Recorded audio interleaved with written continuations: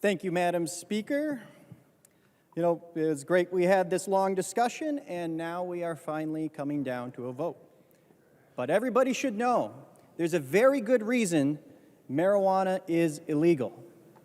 Last year, it killed 480,000 people.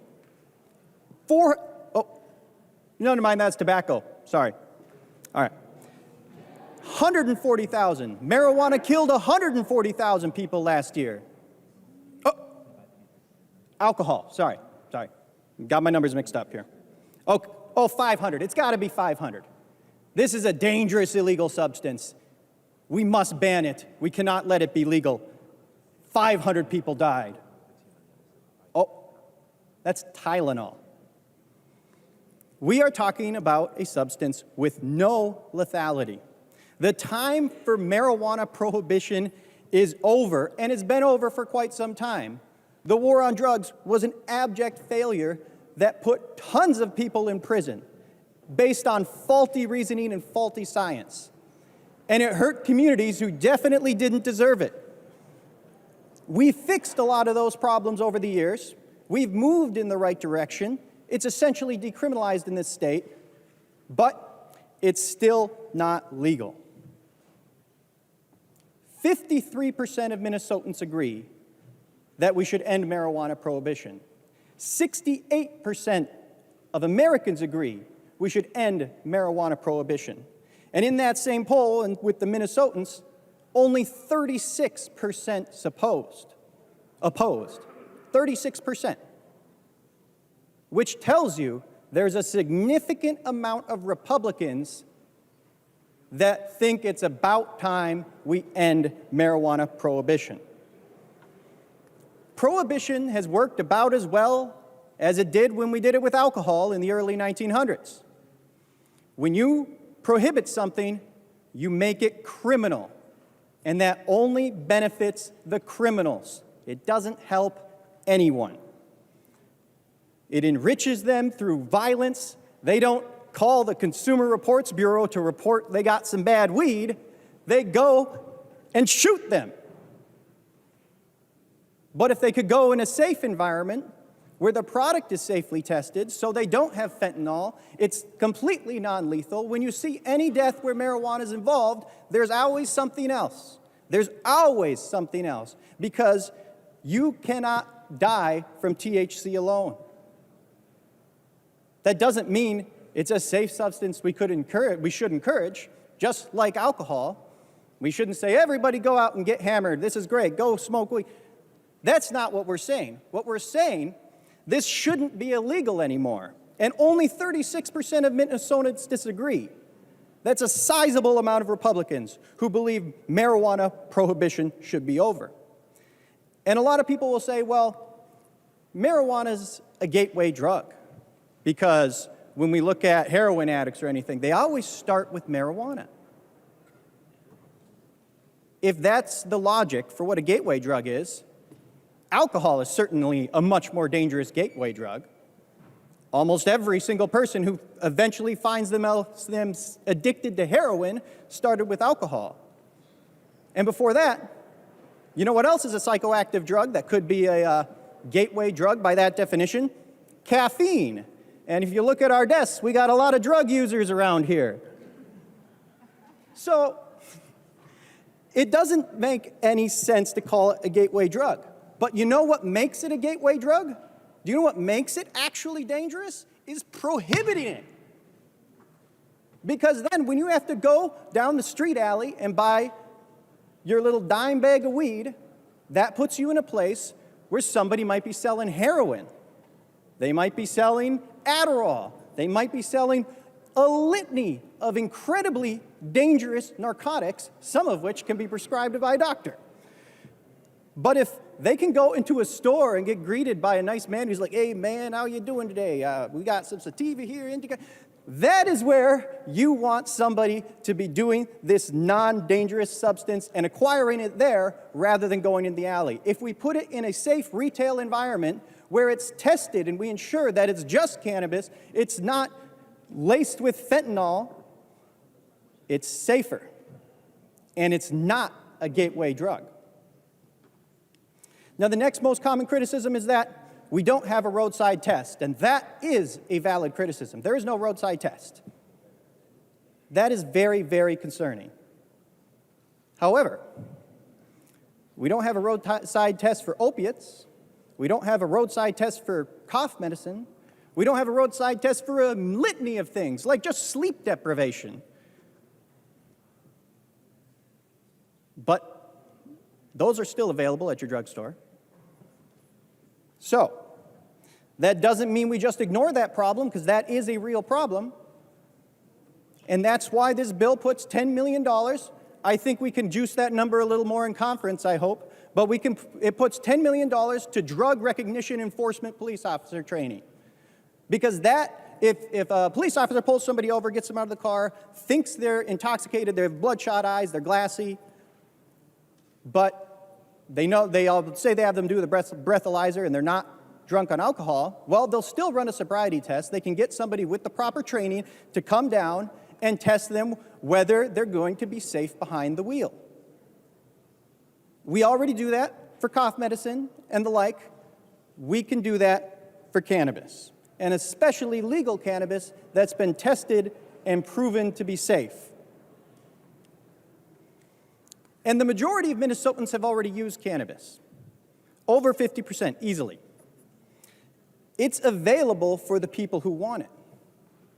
So the next big concern is about the kids. Another very valid concern. We know that it has a negative effect on brain development, just like alcohol or tobacco. So we want to be very careful when legalizing this substance that then kids could get it. However, you look at states that have legalized, teen use is about the same. Why is teen use about the same within the margin of error of all the polling that's done? Because they can get it already. We're not stopping anybody from anything right now. We're just encouraging a kid to have a bad interaction with a police officer when they're caught with dope in their back seat. We don't see an increase in youth use.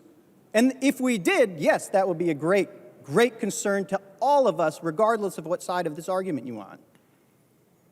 But one thing that's interesting, we do see overall cannabis use increase. But it's not the kids.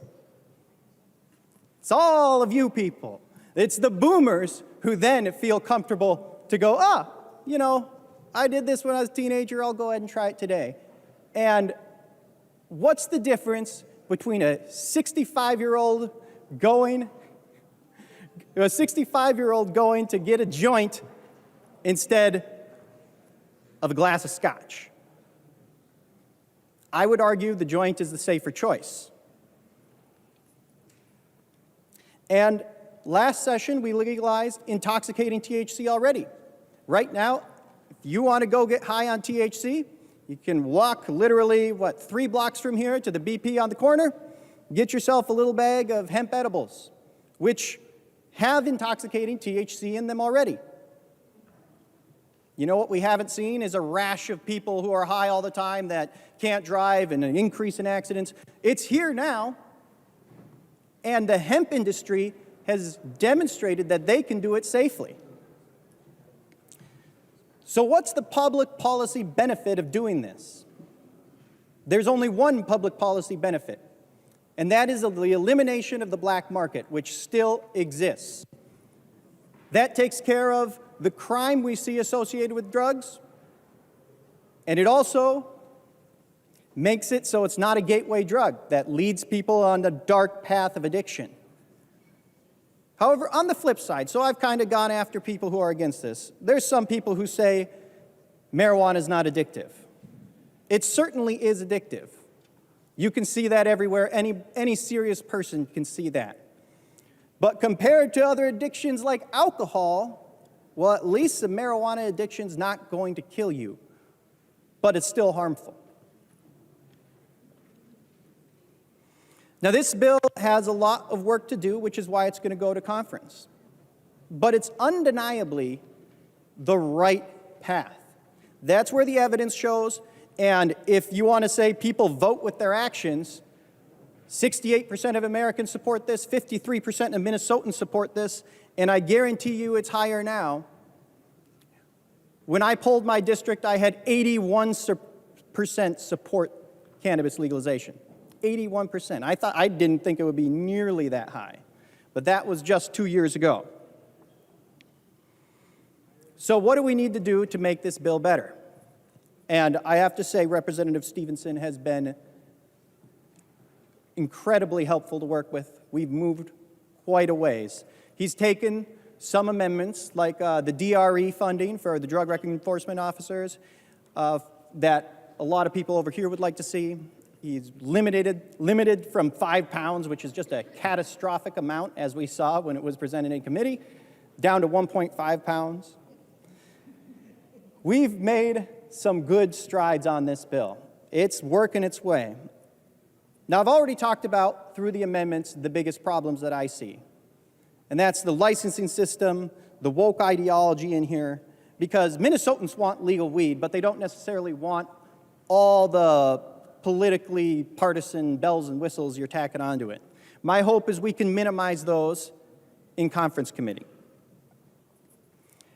We can make it so this bill has significant bipartisan support. But as you heard from a lot of members over here, well, you kind of hamstring cities. They don't really have a lot of flexibility. It's better than when the bill started, but it still has a little work to go. I'd like to see if we can work on that in conference committee. I agree, you can't completely ban it from your city because that defeats the purpose of eliminating the black market. But hamstringing cities on the placement of these businesses is not what the cities want, I can tell you that. We've heard from a lot of our cities that that's not the way to go. And with the licensing system and the ban on vertical integration in particular, that is just bad policy. And see, that's where I see ideology is creeping in here rather than doing what's best for Minnesotans. Because, okay, I get it. When you look at the medical marijuana program, 2 companies dominate the market, and I assume that's where that came from. But that bill, the medical marijuana legislation that was passed, basically made that the only way that was going to be. By allowing vertical integration, that doesn't mean that big business is going to come in here and take over the market. It's going to mean that we will have low-cost marijuana, which will help strangle the black market. The low tax rate in this bill is actually pretty good at doing that, but if you can't vertically integrate and cut down on some of those costs, you're going to have a low tax rate, but you're still going to have expensive product. And that's going to hurt the #1 public policy benefit of this bill, which is eliminating the black market. So we need to get rid of that prohibition on vertical integration. It's the right policy. It's the only argument against it is ideological. If this doesn't eliminate the black market, as we've seen in California, in particular, New York especially, the black market's alive and well despite legal cannabis because of the way the bill was written to be anti-business. So let's not do that in this bill. Let's allow businesses to operate and sell a competitive product that consumers want. And as far as the social equity stuff in this bill that I strongly disagree with, that I think it's unfair, and it prioritizes putting these cash businesses in areas that will only bring problems to those communities, well, you could get rid of all that stuff and keep the grant programs that are social equity based in the back of the bill here and still accomplish some of those social equity goals. So if we can move towards that in conference, this bill would come back with local control, a better licensing system that's fair. I expect you to see significant bipartisan support, and I would happily help you with that if we can move in that direction in conference committee. Ending marijuana prohibition is the right way to go. It absolutely is. It's what the public wants. It's a safe substance.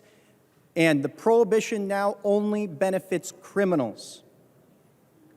Because if all the alcoholics today who go around and drunk drive, kill people by crashing their cars, beat their spouses. If all those alcoholics were potheads, we'd live in a better world.